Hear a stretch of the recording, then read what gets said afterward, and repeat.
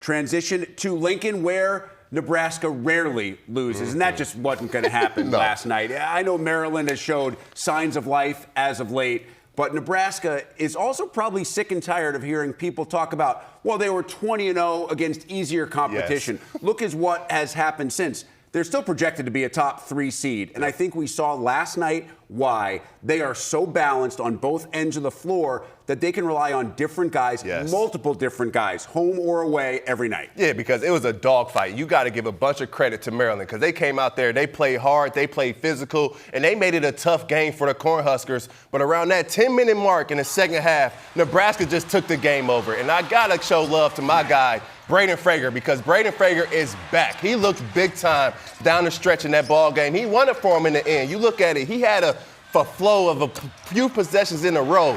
Gets a steal in transition, gets to the free throw line. Knocks down a big-time 3 in transition. Drives the basketball, gets rink master layup at the basket. You need this level of production from a Braden Frager for this Nebraska team. He's that guy on the wing that can push the basketball in transition, that can get to the rim on his own dribble, that can get big-time offensive rebounds down the stretch. He was big-time down in that basketball game. Sam Hoiberg was huge. Price Sanford showed another reason why he's an all-Big Ten caliber player. I like where Nebraska is right now, especially where they're going and the schedule they have to finish it out. We'll talk more about Price Sanford later, whether he's one of your guys and on your way too early all-Big Ten team. I have a feeling he may be. He's having a historic year for Nebraska shooting the ball. But you bring up Frager, and I think this is such an important point. When Nebraska lost a couple of games after that 20-0 start, remember, Frager was banged up. And even when he came back, he was not fully healthy. Rink Mast wasn't fully healthy. When he is back with that sweet southpaw stroke, it changes a little bit of everything for the Huskers, especially on the offensive end. Yeah, even on the defensive end, Rick, you see in this tape here, Braden Frager in shooting the passing lane, getting out in transition. He gives them another dimension, and then he hangs on rims to get the fans involved in it. He is their most important player on both ends of the floor. He's that wing that can guard multiple positions on the defensive end. He's that wing that when you need a basket, he can go get you one. He's also a guy that can play off the basketball in that opposite corner. So when you have Sam Hoiberg coming off of that ball screen from Rink Mass, you hit the pocket pass, you look opposite, and it's Braden Frager right there ready to knock it down. He is so important to this lineup of what he can bring with his athleticism and with his ball handling and just sheer playmaking ability at 6'7". He changes everything in the dynamics for this offensive unit. Listen, I don't think that Fred Hoiberg is going to win Big Ten Coach of the Year. Dusty May has a chance to win 19 out of 20 regular season games, which sounds absolutely ludicrous. It's crazy, right? With how difficult this league is. They probably won't get to 19, but they could easily get to 17 or 18, most certainly.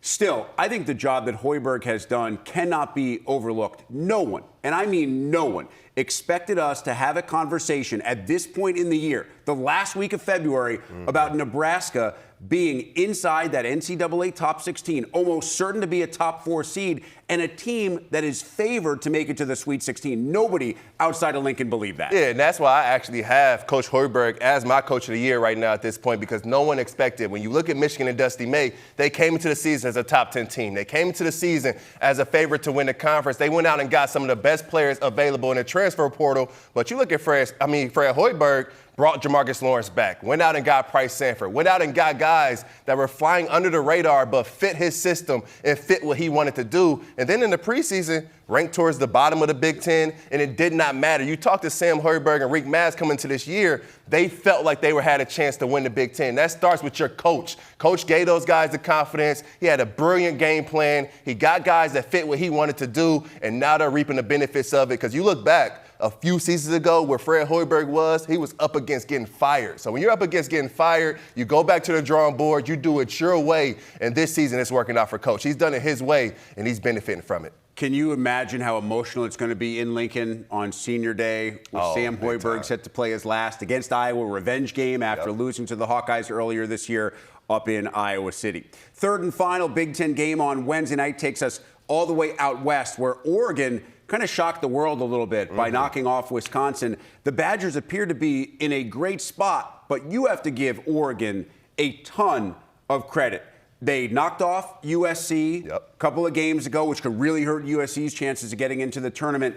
And everybody kind of expected, well, they have that one win now. They didn't quit. They didn't give up. But Wisconsin, they shoot the lights out. Nate Biddle was fantastic. And even with a still shorthanded roster, Oregon finds a way to win. Oh, they just dominated the interior in the second half of the ball game. Oregon was big time in the second half. They scored 55 points in the second half and shoot 71% from the field, got whatever they wanted at the basket, on the block, got to the free throw line. I mean, it was just big time. They punked back the Badgers on both ends of the floor. They took Nick Boyd out of the basketball game, made him not a factor, and then they changed the game and made Wisconsin a jump shooting team. Wisconsin takes 45 three-point field goals and 10 jumpers. They only take 10 layups at the basket because of the Ducks, their physicality, that athleticism, that length. It was all on display. This Oregon team can be extremely dangerous. You look at their metrics, maybe not so great. But when you look at their talent on that roster, Nate Biddle could play at the next level. KJ Evans was a McDonald's All-American. He could play at the next level. Sean Stewart was a McDonald's All-American. He has NBA athleticism.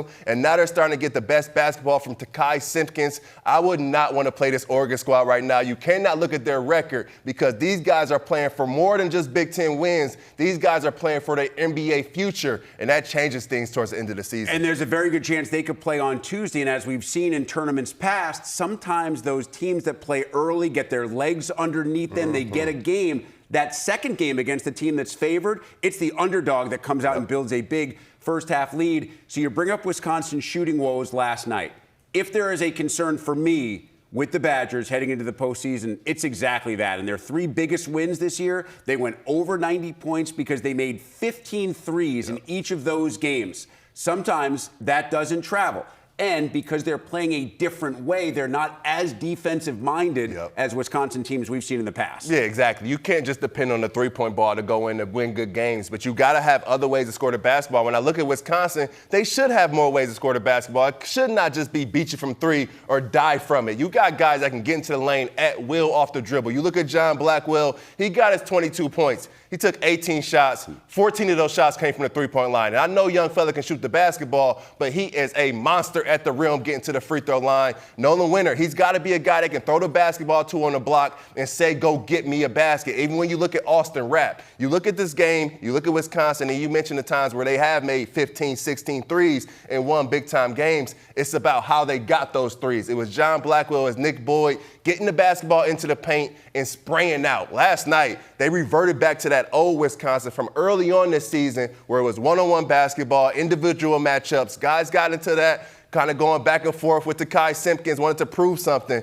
and the Badgers did not benefit from it. The ball was stagnant. No one got into that lane, not too many paint touches, and this was the result from it. They'll be favored against Washington, but not easy on the road, then Maryland, and, of course, at Purdue to finish the season. And as for Oregon, a sneaky good matchup now this weekend against a Northwestern team that just upset Indiana. Those teams are tied in the standings, so that will have a huge impact